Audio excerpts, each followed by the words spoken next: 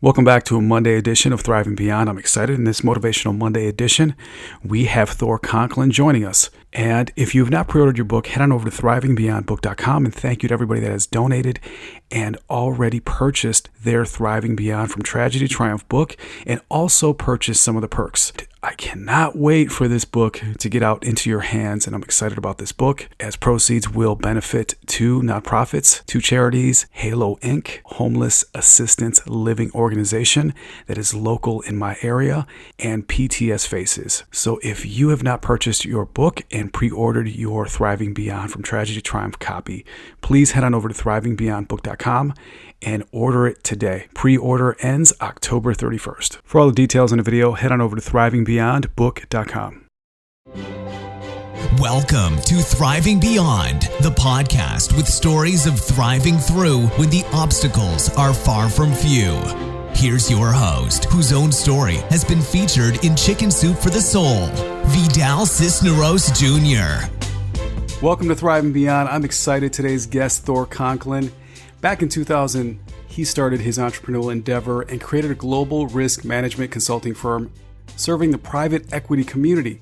And some of his top clients had a combined revenue of $12.7 billion with operations in over 100 countries worldwide. Since he started, he's bought several companies and multi-million-dollar businesses and so on and so forth. So he's a business and executive coach, professional keynote speaker, host of Peak Performance Podcast, along with Peak Performance Nation. And he's a trainer, facilitator of peak performance execution workshops and seminars. That's a mouthful. He's authoring a book that will be launched later this year called The Ultimate Success Map. He's a senior leader for Tony Robbins of over 14 years. He's the father of two amazing young adults. So he has 35 years of knowledge. And what he really enjoys doing, and what I'm picking up, Thor, is that in this Peak Performers podcast, you're teaching strategies, tricks, tips, and psychology necessary to be a peak performer. And you definitely are one. Absolutely. So I'm honored to have you here. And how you doing, Well, brother? thank you. Oh, I'm doing great. Thanks for having me on. That intro. Wow. I sound pretty impressive. I like it. So, for me, the journey really was all about going through, I'm an entrepreneur first and foremost. And what I started to see in so many of my companies and then working with other executives, entrepreneurs, I saw this great thirst for knowledge and everyone running around trying to figure out what's the new thing, what's the best technique, what's going on today. Let me read that new famous book that's just come out on leadership. And if I just get that down, everything's going to be great. And what I found was the people weren't executing on what they already knew. So I really sat back and I said, what can I do to serve the community to help people figure out how to get the stuff done they already know and start executing on that? And I found that there was a breakdown. Sometimes it was the strategy, sometimes it was the techniques, but more often than not, it was really the psychology. And this is an area that I've focused on for probably the better part of 30 years, really understanding what makes people tick. Why do we do what we do? Why do I do what I do? And as I started to get a better handle on that and really started to figure out the nuances, that's when my game went to the next level. And that's really what I wanted Peak Performers to be all about. Love it. You are definitely decorated, and there's no doubt that we are going to have a phenomenal episode. So if you could sum up in one sentence or less what you do for the world out there, Thor, what would that sentence be? Well, first and foremost, I'm an entrepreneur, but I'm a giver. I'm here to give my knowledge of what's worked and what hasn't worked for me and give that to others. And that's really what the podcast is all about. Amen. So as a highly decorated peak performer, what is a morning ritual that you implement currently and that you just get lit up every single morning because this is the thing that lights you up? Well, a great question. All peak performers have morning rituals. I call mine my EMSR, my early morning success ritual.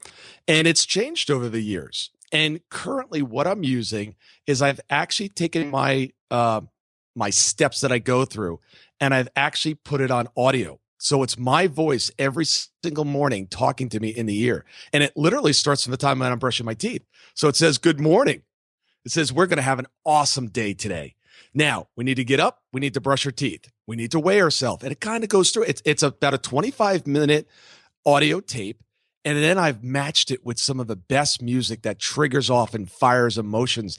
Part of the process is obviously that morning routine, get up, brush your teeth, weigh yourself, etc. But then it goes right into gratitude. What are you grateful for today?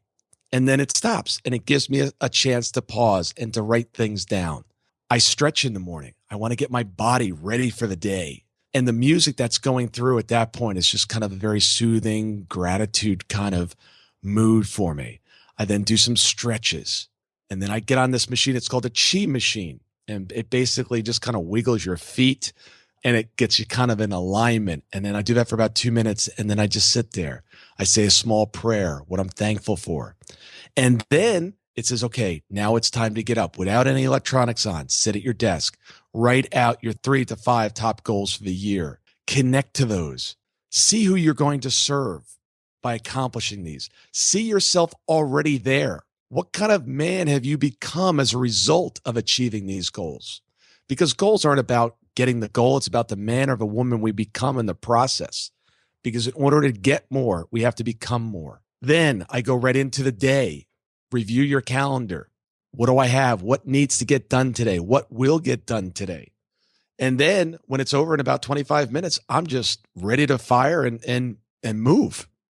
I love that. Thor, right there, listeners. This is what Thriving Beyond's about. Getting up in the morning and having an extensive ritual, but yet knowing that it's just, it flows. It comes from a place of, I'm going to get there. I'm going to keep thriving, keep evolving. This is what I have to do in the morning. And it becomes a habit. It becomes a ritual that ignites you every single day. So thank you so much, Thor, for sharing that. Yeah. And that music ticks up as well. Chariots of Fire's in there. The Rocky theme's in there. So it starts off with this nice, smooth, it's a very heartfelt kind of music in the beginning as I'm just kind of waking up. And then it builds and it builds and it's built. And by the time it gets to Rocky and Chariots on Fire, it's like, bring it on. I'm ready. Man, you're getting me pumped. It's all about activating the physiology, right? Exactly. Amen. So if you could take us back to a tough life storm for you, if you could paint us that picture, first the global view, and then if you could come down and give us the curbside view of one of your toughest life storms you faced. Yeah, it's through adversity. It's through putting pressure and challenges where we really get our quantum leaps and our quantum growth segments that come in. And a big changing point or turning point in my life happened back in 1996. And I was working in New York City. I was working as an advisor to private equity firms, helping them do mergers and acquisitions work. And it was another Halloween. It was the second one in a row that I was missing Halloween with the family, missing it with the kids. My kids were young at that point. And I had just had enough. And I was tired of somebody dictating to me when I was going to do something, how I was going to do it. And literally, I found out later that that deal that we were working on that night till midnight had already been killed earlier in the day. Just no one had had told us. So we were literally just wasting time doing stuff that didn't matter. And I said, that's it. So I made a decision that day that I was going to change my life and do something different. I wasn't quite sure what that was, but in another few months, an opportunity came up for me to move to Atlanta, which I did.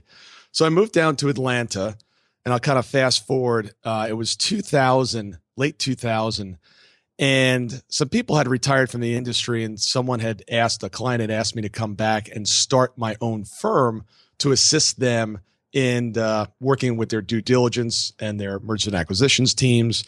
And that's where that first entrepreneurial experience came from. And the people the team that supported me were from my old firm. Now, my office used to be in the World Trade Center number 2, the South Tower. And we were located on the 105th floor. So when 9/11 occurred just a few months later, basically my entire team was wiped out. And that was my office as well. So I could have been there had I stayed in New York at the time. I lost my best friend that day. And I was facing obviously a personal challenge as everybody that lost people, lost relatives, friends, parents, etc. But in addition to that, I lost my team, my entire servicing team, not entire, but basically 80% perished that day. So here I am having to pick up the pieces emotionally, personally, but also I had to pick up the pieces from a business perspective and figure out, how do I go on? How do we survive? How do we make it through this? And the lessons, although extremely harsh to go through personally and business wise, you eventually emerge on the other side of that a much stronger, much more able individual. And you're able to do things you didn't think were possible at one time. So from a business and personal perspective, that was probably one of the most difficult things I've been through. And the lessons learned from that really made me a much stronger, much more compassionate person. And sometime after that, I came up, and I'm not really quite sure where this came from, where I heard it or where I picked it up, but I've adopted a belief in my life that life happens for me, not to me. And what I find is, in the times that things are not working the way I want them to work, just maybe there's a bigger plan. God, the universe has a plan or a story for me that I may not see the entire playbook, the entire story played out, but it's there. And in order for this magnificent story to see itself to conclusion, there's going to be some things along the way that aren't going to be the way I want them to go. There are going to be some tragedy along the way, but it's just part of the overall plan. It's hard for you to have an understanding or compassion for someone that goes through something unless you've gone through it. And you have a much better way of serving the community if you've had that experience. Well, sometimes that experience is not favorable or something that you want to be doing. But as a result of that, you now have that perspective. Thank you so much for sharing that, Thor. I mean, as here growing up during that time, or just being in the United States during that time, it was hard around 9/11 for everyone. So you sharing that just shows tremendous vulnerability, and thank you. Is there any aha moments that you found in there during those times that helped push you through? It's no matter what occurs, things go on. Things change, they develop, life continues. And at times it takes some time to get through or to let the process kind of run. This is an area that I didn't speak about for, 10 years. It was so emotionally charged that until just recently, it's something that I can even speak about. I couldn't make it through that conversation, 3-4 years ago. So time does heal the wounds. We'll never forget what occurred, but life goes on. And the question that I'm always asking myself and I'm always asking my clients is, it's not the circumstances that we go through, it's the meanings that we assign it. And if you could master the meaning of what occurs for you in life, you've mastered the game. I completely agree. When I was going through some of my darkest days, when I came from a place of servitude and I began to serve others, I took it upon myself to take the victim mindset off of myself and serve others. And one short documentary that I watched about 9/11, this was some time ago, I saw how a gentleman took everything that he could off of himself to serve everyone that was going through that traumatic and tragic event by getting everybody peanut butter and jelly sandwiches. Though it might have been something anyone can do, it impacted every person that he served. Yeah, you never know the little things that you did. I got an email literally about 3 weeks ago And someone had written in, as you said, I do some work with Tony Robbins as a senior leader. And I was at an event a couple of years ago. And apparently at 1:00 in the morning, I got this gentleman a glass of water. And literally I received an email 3 weeks ago. And the guy writes back, and I was asking somebody, he goes, Thor, he goes, anything that you want from me, I will do. I'm like, well, that's really nice. I said, thank you. He goes, well, you did something for me 3 years ago. I'm like, okay, what was it? He goes, you got me a glass of water at 1:00 in the morning. I'm like, wow, you'll do anything for me because I got you a glass of water at 1:00 in the morning. But it's what that individual needed or wanted at that time. So the small things that we do make a big impact on people. Love that. So what is your 2 to 3 step formula that you can best give our listeners to help them thrive beyond? Well, it's funny because as I've gone through kind of my, anytime you own a business or multiple businesses, there's good times, there's bad times, and you kind of learn along the way. And I wanted to make those kind of peaks and valleys a little bit more predictable. So, and I think this falls right into what your question is. For me, I've come up with a system. It's a little more than 2 steps. It's 6 or 7, but I call it the ultimate success map. And that is, no matter what I'm going through, I always sit back and I say, okay, what do I really want here? What's my true outcome? What am I trying to get? And that I identify as the letter F, figure out what you want. The second step is come up with an effective and an efficient plan. Now, this plan might get tweaked a little bit because no plan is a perfect plan, but you got to have a plan. So I come up with an effective and efficient plan. Letter E. And you're going to see here in a second, we're kind of working backwards. It's kind of A through F, but backwards. And then after I've done that, I ask myself the next question, and I really want to get real with myself. Am I really going to make a decision to move forward with this? Because I can figure out what I want. I can come up with a plan, but let's face it, a lot of people don't go any further than that. So I need to really get real with myself and decide that I'm going to do this. And then once I've decided, yes, I'm going to move forward, then I commit to it. And there's a difference between commitment and deciding. I always said, a couple of years ago, I was headed to Mexico with some friends, and 7 friends decided that they wanted to go to Mexico. Well, only 2 showed up because only 2 were committed. So there's a big difference between deciding and committing. So I really commit to it. And that generally looks like something that what I will do is I'll notify people around me. I'll put it on social media. I am going to do this. I commit to it. The next is I check in with my belief systems, and I want to make sure that I don't have any competing belief systems. In other words, let's say I have a financial goal, and that financial goal is to make, pick a number, $1 million in this particular business niche this year.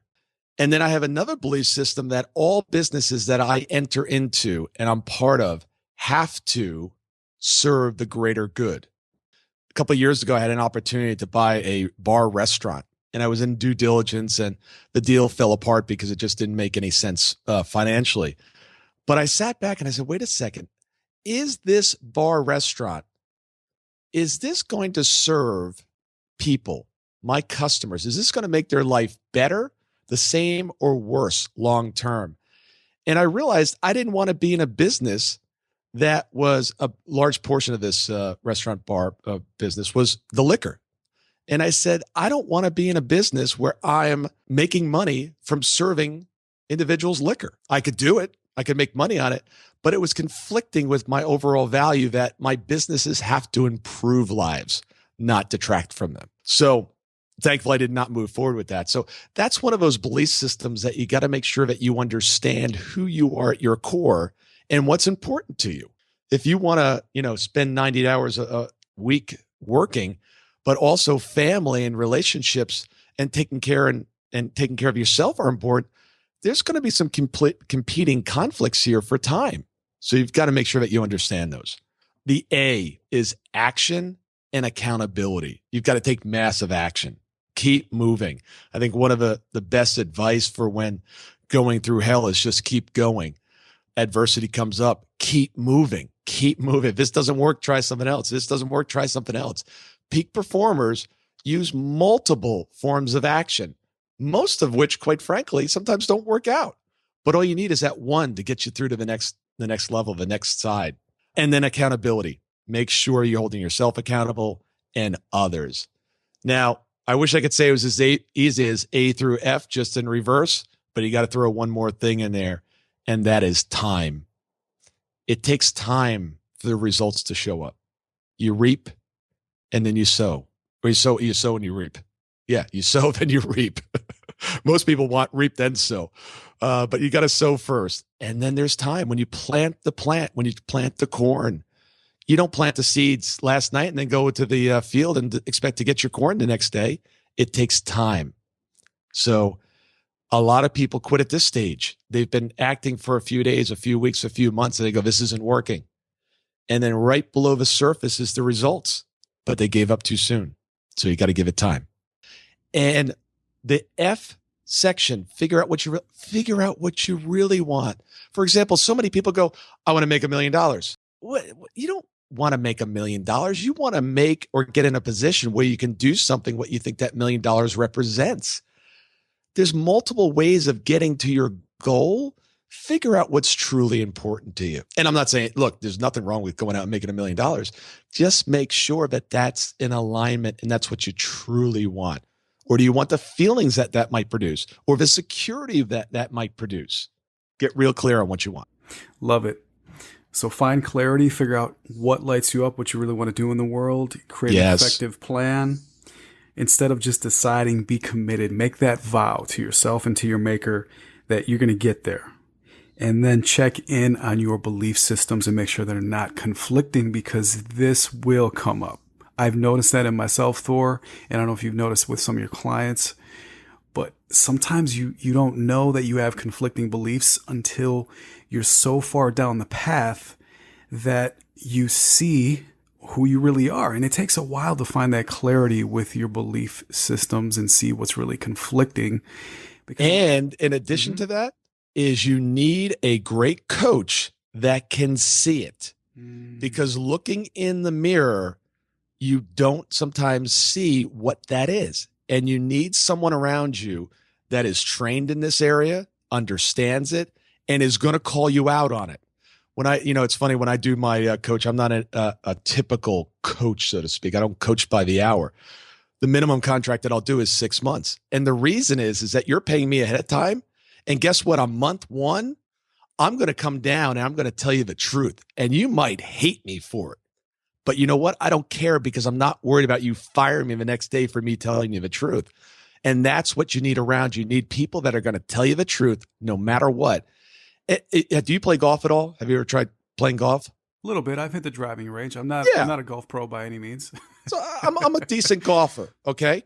If anyone's ever tried golf, if you try to correct your own swing, it's impossible, because you have no idea what you're doing. The swing is so fast. It is so intricate. And at the top of the swing, where the club is, you can't see the club. You need a coach standing in front of you, alongside of you, that can see the nuances of what you're doing and go, I got it. Think about how many times have you ever seen someone, or someone has said something to you and you go, I know what's going on there, but they don't see it. So you need someone to see it for you.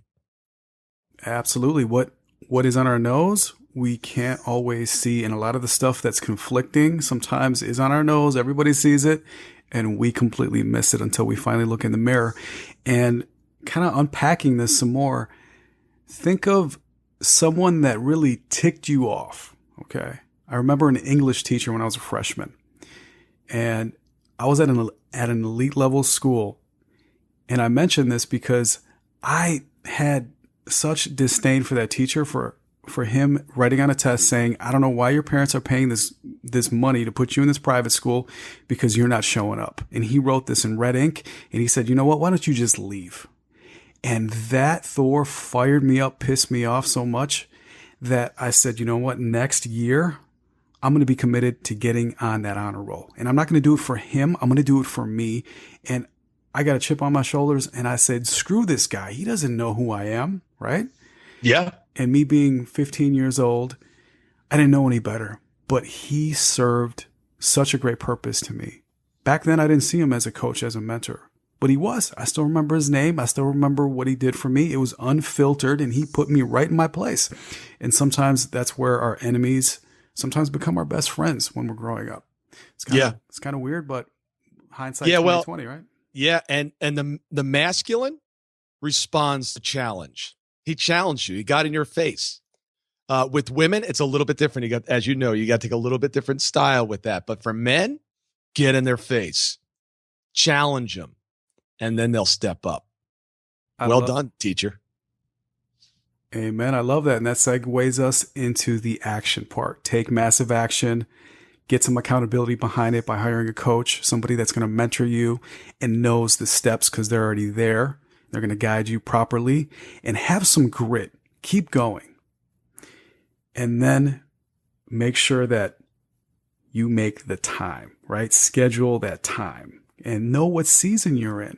That's another thing too. A lot of times, like you mentioned, the sowing and the reaping, and sometimes we're in transition. We're still trying to figure out what the heck we want. I see this in a lot of people and a lot of clients, and that's going to take some time to unpack and figure out. And sometimes for myself and some of my clients, it's writing, it's journaling, it's being aware of getting all those thoughts, the head trash down on paper and looking at them and saying, this is what I'm going to focus on. This is what I'm going to put energy on. Let me just meditate on all this BS and just get it out of my system, unpack it all, and just figure out what I'm going to load back on in my backpack and carry for the rest of my life, or until I make it through this next season. So that's kind of what I've picked up. But I love how you said, just kind of backing up with the conflicting beliefs. And I find that with myself sometimes with money. So I'm being vulnerable right now, and I'm saying, yes, there's been some discrepancies with some of my conflicting beliefs. Sometimes it's like, okay, I think I've gotten over that hurdle, and then it comes creeping back. And then I'm like, okay, what did I miss? That's why we all need coaches. Doesn't matter who you are in life. You could be Tony Robbins, you could be CEO. We all need coaches, right? Yeah. And you bring up an interesting thing about money. One of my core beliefs about money is making money is very easy. I truly believe that. All my life, it's been very easy to make money. And everyone says, well, that's a great, strategy, great concept to have, a great belief system. But every belief system also has a brother or sister or a flip side. What's the flip side to that? Well, you might not have to be a very good steward of it. Why? Because there's more. It's right around the corner. So even the ones that you think are so great, every single one, in my belief, has another side to it that you need to be careful about. And you need to explore that and see where that might not be serving you to the highest level. Going into the next question, let's fast forward, Thor, 100 years from today. And let's say there's a statue erected in your name. Oh, I'll be 153 then. So I'm good. I might be slowing down a little bit, but it'll be podcast episode 1 million. I love that about you, brother. I love what you just said right there. I love it. So let's just say 1,000 years from today. Okay. Now we're gonna add another zero. All right, I'll have to rest a little bit. Yes. So, it's funny. I never want to retire. It's like, why would you want to retire? It's like, I want to be around, it's funny. I'm constantly putting myself around young entrepreneurs. Like, what are you guys doing today? And they're like, we're working on this new app to do this. And I'm like, that's cool. It's like, how do I get involved in this stuff? And so many of my peers are like, I just want to get another 5 years so I can retire and play golf. I'm like, see ya. Have fun. Yes. All right. Anyway, I've passed, and whether it's 100 years or 1,000 years, go ahead. Right. So you've passed and you're leaving a legacy behind. So what is the legacy that you want to leave? And the one thing, Thor, that you want to be remembered for that is going to be on that mantle, on that statue there? It would say he helped me or he helped someone. And that's really it. That's why I do every business. Everything that I do is surrounding to help someone. There's nothing more gratifying than being an assistance to someone. Being in a That's state of it. servitude. That's brought me as well a lot of aha moments and a lot of things I'm grateful for in my life, and I agree 1,000%. It's one of those themes. It's funny how every time we bring on a guest, the same kind of framework keeps popping up. You know, be in a state of gratitude, practice gratitude, have rituals, be always in servitude, and most importantly, keep going. You know, that's the premise. Keep evolving, because anybody can survive and get back up. But it's, are you evolving? Are you thriving? Are you reaching that next level that you didn't think you could? That your limiting beliefs keep telling you you can't. And that's what I love about guests when they share that. So thank you so much for sharing your story and sharing some of the aha moments and some of the life storm moments there. I definitely appreciate you, Thor. Much gratitude. And for our listeners out there, what is the best way to connect with Thor? So Thor, you can reach out to them if they send you a message. You know, some people have even gave phone numbers out on this podcast. So I love asking this question. So what's the best way for them to reach you? Yeah. Before I say that, I just wanted to add one thing. You know, I think sometimes trials, tribulations, and things that aren't the way we want them to be sometimes get a bad rap. You know, diamonds could never become diamonds unless it started as coal, and they spent millions of years being pressured under this immense pressure to form the beautiful diamond. You can't form the most beautiful sword in the world without putting it under fire and pounding on it for days. So bodybuilders, they didn't just show up one day. They went in the gym and they lifted iron till they cried. I think we get to the point where we reject or want to avoid all this and we just want a life of comfort. Next time you're going through something that's not the way you want it, it's a trial, tribulation, or whatever it is, get in there. Thank God for it. And know who you're going to become when this passes. Because in order for you to become the great person that you've always meant to be, there's going to be some things that you're going to have to work hard at and some things that are not going to go the way you want them to go. Love them, embrace them, fight through them, and know what's going to be on the other side. So I just wanted to add that because I think we forget about that. You know, we can't be diamonds by being surrounded by feathers and soft sofas, you know? So yeah. Okay. So how do you get a hold of me? Real easy. You can follow me on Facebook and Twitter at Thor Conklin. The website is Thor Conklin. That's CONKLIN. And it's .com, thorconklin.com. Please, I love listening and hearing from the listeners. You can reach me at info@thorconklin.com. Send me an email. Every email that comes to me, you will get a response from me. My podcast, which goes out every day, is Peak Performers. It's on iTunes. Please head over there. What I do every day is I bring on guests. I share some of my own thoughts, and it's all about people that are getting exceptional results. What are the tools, the tricks, the tips, the psychology that they're using? And I put it into a format which is anywhere from 6 to 30 minutes, and it's meant to be consumed during dot time, doing other things. So while you're at the gym or commuting, you can get 6 to 30 minutes worth of inspiration that hopefully will talk to you, speak to you, and help you, give you some of the tools, the tricks, the tips, the psychology. So that's how you can get a hold of me. So connect with Thor and listen to his podcast and check the details. And until next time, never forget, keep going, keep growing, and keep on thriving, because it's way better than just surviving. Thanks for listening. For recaps and to claim bonus gifts, head over to thriving beyond podcast.com. Keep thriving.